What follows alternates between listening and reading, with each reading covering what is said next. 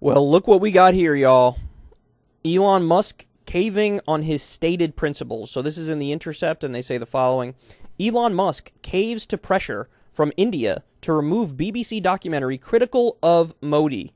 Officials from India's ruling right-wing party said American tech companies like Twitter and YouTube complied with demands to remove the documentary. So shout out to Murtaza Hussain and Ryan Grimm here for this phenomenal reporting.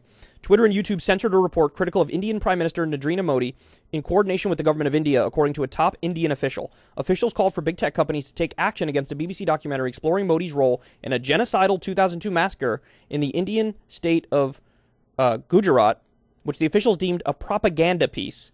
In a series of posts, Kanchan Gupta, senior advisor at the Indian government's Ministry of Information and Broadcasting, denounced the BBC documentary as hostile propaganda and anti-India garbage. He said that both Twitter and YouTube had been ordered to block links to the film before adding that the platforms have complied with the directions. Gupta's statements coincided with posts from Twitter users in India who claimed to have shared links to the documentary, but whose posts were later removed and replaced with a legal notice. Quote, the government has sent hundreds of requests to different social media platforms, especially YouTube and Twitter, to take down the posts that share snippets or links to the documentary, Indian journalist Rakib Hamid Naik told The Intercept, and shamefully the companies are complying with their demands and have taken down numerous videos and posts. This act of censorship, wiping away allegations of crimes being against humanity committed by a foreign leader, sets a worrying tone for Twitter, especially in light of its new management. Okay, so this is astonishing, guys. By the way, it has been well known and well documented for a very long time that Modi was involved in this genocidal act. I've read about it before. Many others have read about it before. I think we've talked about it before. The guy's a Hindu nationalist. The guy's a right-wing extremist, okay? This is what he did. India treats their Muslim population brutally. That's a well-known fact, right? We've covered this. And so here you have pressure from the Indian government against Twitter and YouTube, and they cave. Now, what happened? We keep being told over, free speech, free speech, free speech, we believe in free speech, we believe in free speech. And then when they get pressure from some people with actual power, they buckle. Now, why? Why did they buckle? Well, my guess is there was some sort of threat held over their head, maybe some sort of legal action against Twitter or YouTube. That's possible. Or maybe they're going to deny them access to very large markets that they really want access to because they make a lot of money from those markets. So at the end of the day, profit overrode their principles. Profit overrode human rights concerns, free expression, free speech. And this is what we see with these corporations, right? This is what we see with these companies. Now, there is a very easy solution to all this, and we've talked about it before.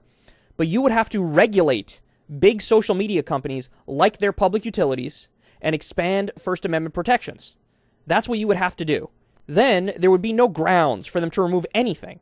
In the same way that, like a phone provider, right? So AT&T or Verizon or whoever. If there's some mafia hitman that uses a Verizon network to call the hitman and say, like the mafia don calls the hitman and says, take this person out. Can somebody sue Verizon and say, hey, Verizon, you're responsible for this? Because they're like, no, we're the middleman. We just provide a service and whoever uses it can use it. We're not directly responsible for any of the specific content happening in different phone calls. If there's a drug deal being made with the Verizon network, is Verizon held responsible for that? No. So you say, hey, this is none of our business. We're not involved in it. We're just a provider. We're just a bathroom wall. We're just the middleman. And it used to be that YouTube and Twitter, this is how they were viewed. Then you have elites begging them, no, you have to censor, you have to filter, you have to ban, and then this is the end result of it. And there is no such thing as a little bit of censorship, a little bit of deplatforming. It is the slippery slope of all time. And we learned with the Twitter files, we had government officials, we had the DNC pressuring Twitter, hey, remove this, hey, remove that. The Trump administration, same thing, hey, remove this, hey, remove that. And now you have foreign governments doing the same thing. Now, if they're listening to India with this, I guarantee you they're also listening to Israel. They're also listening to Saudi Arabia. They're probably listening to the U.S. government. And so all Elon Musk's virtue signaling, I'm pro-free speech, bro, I'm pro-free speech, bro. No, you are not. Twitter is in dire straits financially. He doesn't want to lose any more money. And so he's acquiescing to political pressure, to authoritarian political pressure. What a horrible, horrible move. And by the way, this also goes to show you all the stuff we've been talking about about how, hey, hold on now, YouTube doesn't seem to be treating us very fairly in the algorithm. That is absolutely the case. They try to suppress independent news and politics because we are, quote-unquote, borderline content.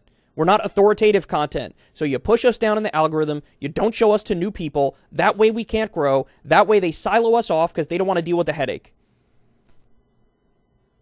Well, guess what? We are some of the best at debunking conspiracy theories and misinformation, whether it's Las Vegas shooting conspiracy theories or vaccine skeptical nonsense or election lies. We're actually good at that, and we're independents. We can change minds, unlike CNN, unlike MSNBC, unlike Fox News. So in a world that made sense, they would promote us, but they do the opposite.